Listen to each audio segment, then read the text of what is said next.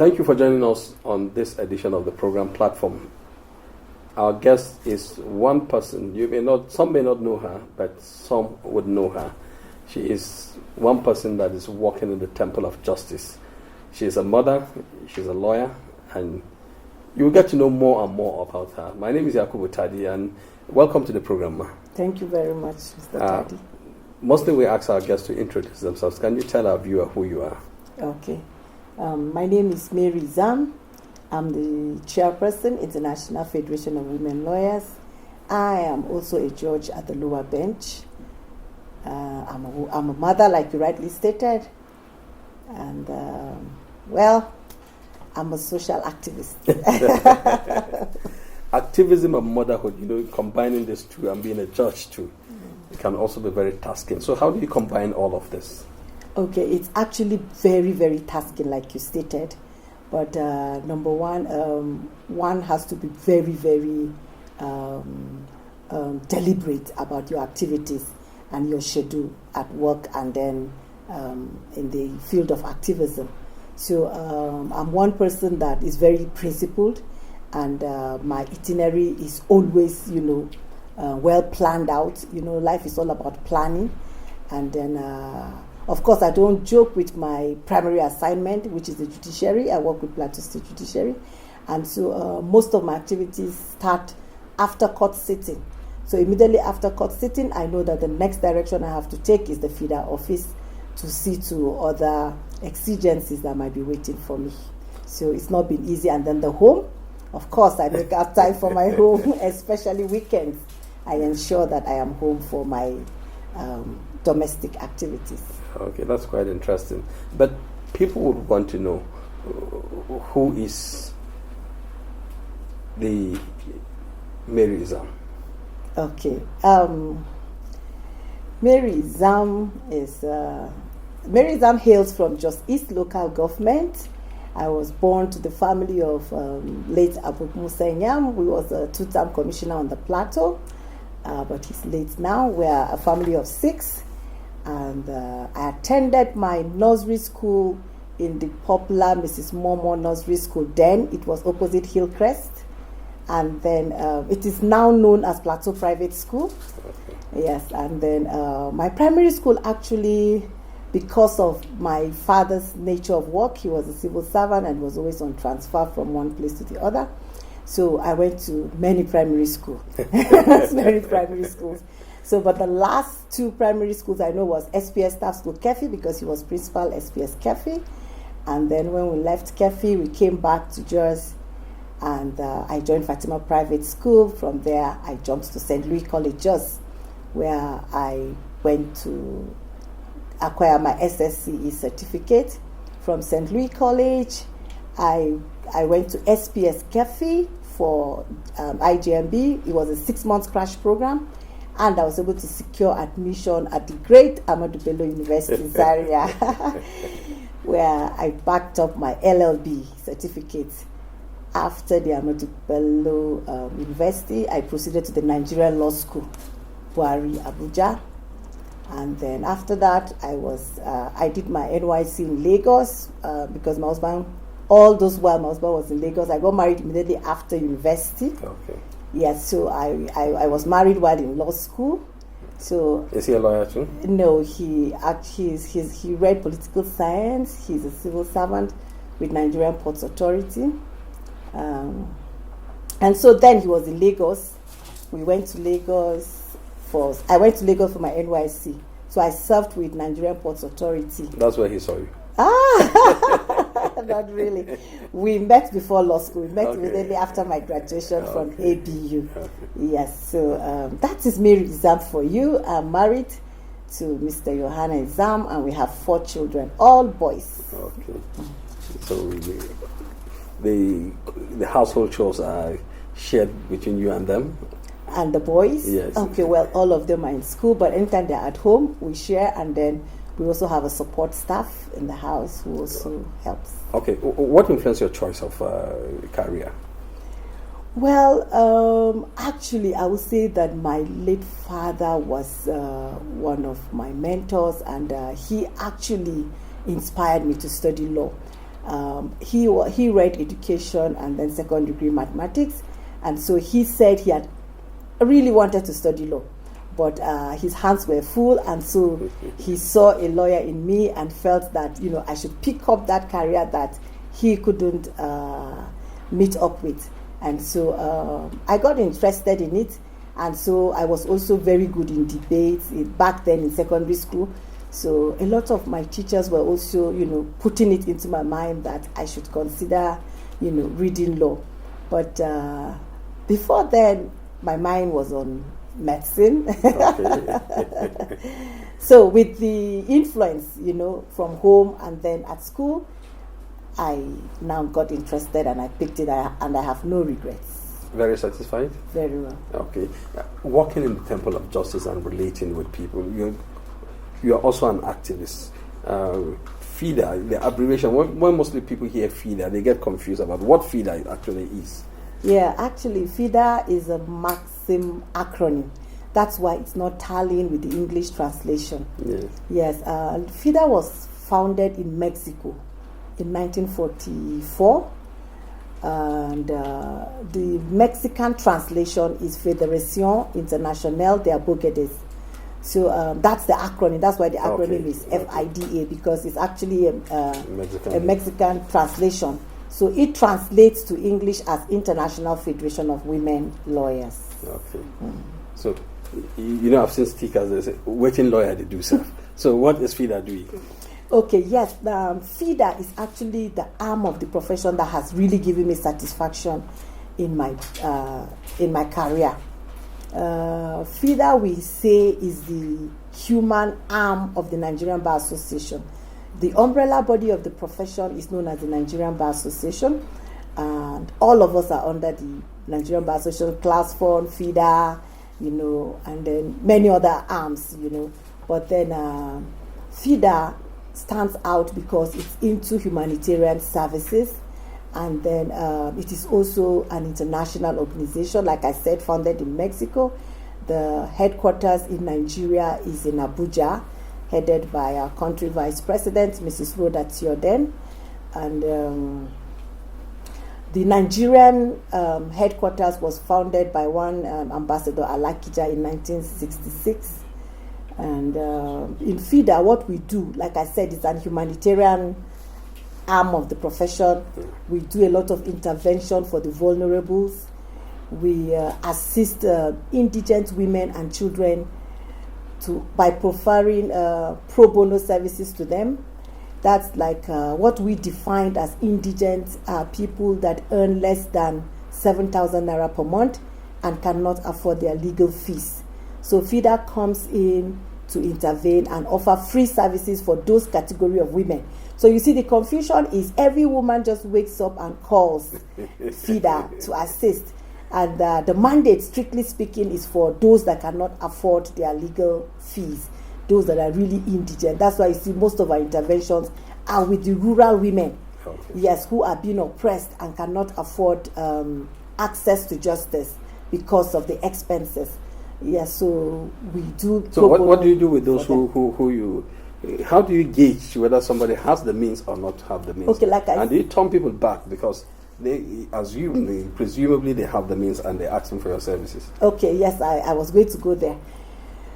We don't turn anybody back, but we have a condition. If you are not within our mandate and you insist that you want FIDA to support you, because the advantage of FIDA standing in for women in court is the fact that we are an organization that is well known, and then the moment we are in court, there's a form of security for the client, and then there are voices behind the client, because when it is a group of people representing you, you feel more secure than just one lawyer standing for you.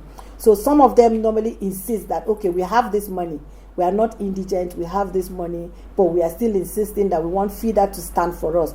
So what we do is we ask them to make a donation to FIDA. Okay. Yeah, so when they make this donation, we use their donation to support the less privileged. So like I said, the yardstick for measurement is those that earn less than 7,000 or those that are not even working at all. So when you see those category of women, you just know them. It's not written in the face. Yes, that's why sometimes we ask them, how much Okay. do you earn? All So right. that's why the salary is our, yardstick. We have to Okay. ask you how much you earn. Are you into business? What are you doing? And stuff like that. When did you become a FIDA chairperson? Because I'm careful to use chairman and chairperson. It's chairperson. The gender issue. The gender issue, they will say. But in journalism, for us, it's a journalist is a gentleman of the press, whether female or not. Yeah. When did you become a chairperson, and was it an election or affirmation? It was an election, Okay. actually. Yes, it was an election. I had an opponent, but at the dying minute, the opponent stepped down for me. I came on board in 2018, April 2018, and my tenure is supposed to be 3 years. So it's going to be, I'm supposed to round up at the anniversary of my swearing in, and that will be April next year. So are you By the taking for grace of granted that there was no contest? No, I'm not taking it for granted at all, and that is why we have to make these giant strides that we have made in my leadership. I'm sure you would bear me witness that in my leadership we have actually, strived to ensure that FIDA is taken to its next level, and we even went beyond our manifesto, because I had like an 8 points manifesto. Can't remember all, but I have exhausted all, and I'm just like, going extra miles. The anniversary coming next week, that is the hosting of the entire women lawyers in Nigeria that Plateau will be hosting next week. It's actually my last point agenda, and I by the grace of God, I'm achieving it in a week's But time. most people in Nigeria are always asking for time to complete their agenda. But here you are, I'm you have exhausted. exhausted before even the end of your Yes, tenure. yes, Congratulations for Thank that you very feat. much. And apart from the intervention with the vulnerable, I've always heard FIDA. In fact, I think the volume about FIDA is up now more than in the past. Yeah. Yes. What are other areas? I've seen collaborations with the NAWATCH. yeah. I've seen you visit the STF, the police, the prisons, and all of these things. What are the points of engagement with different stakeholders? And partners. Well, for NAWATCH are more like our sister partners. Our mandates are similar. The only difference is that they take it from the journalism aspect, that's the media. We take it to the instrumentality of the courts. We go to courts, and then they go to the media to publicize the activity, and then to ensure that these vulnerable women access justice. So I think the bottom line between NAWATCH and FIDA is that we all strive to ensure justice for the less privileged and those that are oppressed. Now, our engagement with security agents is strictly because of the nature of our intervention. Our intervention basically, are interventions that have to do with criminal justice. And, rape, for instance, is a very high-profile crime. And we cannot on our own handle it without the use of the security agents like the police. And, our intervention with the sector command actually was because of the insecurity in some communities that we went to recently. We're actually on a Ford Foundation project to some communities. I wouldn't want to mention the names of the communities, but in the process of trying to identify the sexual SGBV, that's the sexual and gender-based violence in those communities, so that we'll be able to report back to our funders, we now discovered that there has been incessant gang rape going on in the community for a period of 6 months prior to our arrival, and that nothing had been done about it. And so we asked them if there were securities around. They said they had only one police outpost in that community, and that they didn't even know about, they didn't even report to the police. They had only reported to their community leader. Okay. And so I had to put a call to him to find out if he was aware of this gang rape where, these bandits come into the houses of people having female children. They target only houses they already know all the houses in the community where there are female children. And so they go to those particular houses, call these girls out at night and rape them in turns in the presence of their parents. Are the perpetrators from the communities or they come from outside? You won't believe that some of them are from the community. But then, it was an engagement between those in the community and somewhere outside the community. And I will get there. So it was very interesting but very traumatic. These women have not been sleeping for 6 months. They will just wait. Once it's night, these people will come into their house and do whatever they want to do with their daughters and move away on a daily basis for 6 months. And so I engaged the community leader, and he said that he was aware of it, but he had engaged the local hunters, and these are men that come with AK-47. And so, of course, they wouldn't match them.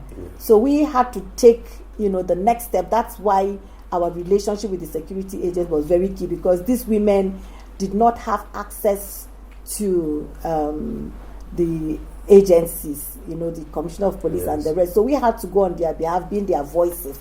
And we reported the matter to the Commissioner of Police and to the sector commander. But before we could get to the sector commander, the CP had responded. Immediately he saw our letter. He responded and signaled the outpost in that community. And unfortunately, the ASP in charge of the outpost put across to me and said he was just hearing about it, and that he was the only police officer in the entire outpost, and he had no weapon, but he was going to do his best. And believe you me, he used his security intelligence, mobilized some of the youths in the community, and they were able to arrest 4 of these bandits, including an old aged woman, who was the one hiding the guns for them. They said she normally hides them inside cow dung, and each time they are going out on operation, she removes it and hands it over to them to go and perpetrate this evil crime against her own grandchildren. So you can see that she is from the community. That's what I'm saying. Some of them are from the community, but we are yet to identify the other 4 males that were arrested alongside this old woman. But as I speak to you right now, the matter had been transferred to State CID, and FIDA intend to follow it up to ensure that they are prosecuted. Okay, from your vantage position at FIDA, how pervasive are these issues? Mostly when you find out issues of rape, you can have a correlation with drug abuse within such community. Across Plateau, information is available to you. How pervasive and serious do we have these issues? The issues are really very serious because they go hand in hand, like you rightly stated. These perpetrators are into drugs. I remember interviewing one of the perpetrators, and I said, why do you have to carry out this kind of crimes? You are a young man, you're supposed to be in school, or you're supposed to have been making something meaningful with your life, and then you are there just carrying gun, threatening people, committing all sorts of atrocities, rape and stuff like that. And he said, well, that he doesn't even know when he does those things, that he takes, is it marijuana? Oh, yes, he just mentioned that he's actually under that influence, and that once they take it, that they can do anything and they don't see anything as being wrong. So you can see that drugs actually are the root causes of this kind of crimes. And most times when they take it, they don't even know who is their sister, they don't even know who is their mother, they don't just know, they are in a completely different world. So that's why we normally carry out campaign both against drug addiction, drug abuse, and then rape and other crimes. Is there progress? Would you say there's progress in arrest and prosecution? Sometimes rape issues could be very tricky and to determine, and sometimes they escape and with it because of evidence-based issues that you need to present before prosecution conviction is secured. Yes, we're very much aware that to prove rape, you have to pass through a lot of technicalities. But you see, with FIDA on ground now, that FIDA has decided to live up to its responsibility, we guide a lot of victims. And to me, if you ask me, I will tell you that honestly, there has been serious progress as regards prosecution of rape, considering the kind of aggressive campaigns that FIDA have been carrying out. We have even gone as far as meeting with the Chief Judge of the state to, even though as a matter of law, it is procedural that the upper area court also handles matters of rape. But by virtue of our sensitization campaign and the minimum punishment which the upper area court can impose for crimes of rape, we had to like solicit and have audience with the CJ to beg and see if there could be some form of practice direction that the matters of rape should be transferred to the High Court or should be handled strictly by the High Court judges, so that we can at least get maximum punishment to reduce the crime. And CJ had given us his cooperation, and honestly, to some large extent, rapes have not really been thrown under the carpet like that, like in those days. We have secured some number of judgments on rape, though not the highest punishment, because it's a I've seen some states also come yes. up with very draconian measures. Yes, Kaduna State. State, Kaduna State said it should be death sentence. Okay. Yes, and we are still working with life imprisonment. And that the VAP Act has not yet been passed on the plateau, but we are waiting for it, and we are hopeful that any moment from now it will be passed, because we have done the public hearing and we have made our points clear. And so with the coming of the VAP Act, it will ensure more stringent punishment, which is life imprisonment, but getting it would be much more, to have less technicalities than relying on its provision in the penal code. Okay, I'm aware that very soon you've lined up activities, having a magazine, having dinner, having your colleagues from outside Nigeria. What is it all about? Okay, this is a very historic event that is coming to the plateau. FIDA Plateau has been founded in 1988 by our founding mothers, and for the past 32 years that FIDA Plateau has been in existence, in the tradition and the history of the national body, FIDA Plateau had never hosted the national body. So for us in this leadership, it is historic, and we want to be the ones to mark this history. And so we were given the privilege and the right to host the whole of women lawyers across Nigeria on the plateau, starting from next week for our annual general meeting, which is like a closing meeting for the year. So FIDA Plateau actually has this privilege, and to us, we think that bringing this history to Plateau will really open up the branch and also open up Plateau State to a brighter limelight. And so how huge and demanding would this be? It's quite very huge, because every state is going to bring in representatives, and most of the representatives are from 8 and above. And I could see a number of people indicating interest. Some states are even throwing up to 20 people and stuff like that. Everybody wants to come to Plateau. Everybody wants to come to Jos. So we'll be hosting them. It's a large gathering, but it's very significant, and it's going to be an event that will be captured by the international body, and our country vice president would also be coming, and she's also one of our illustrious daughter, Rhoda Theoden, and even the deputy country vice president. It's been FIDA Nigeria is now history for Plateau State, because the country vice president, the deputy country vice president are all Plateau State indigenes.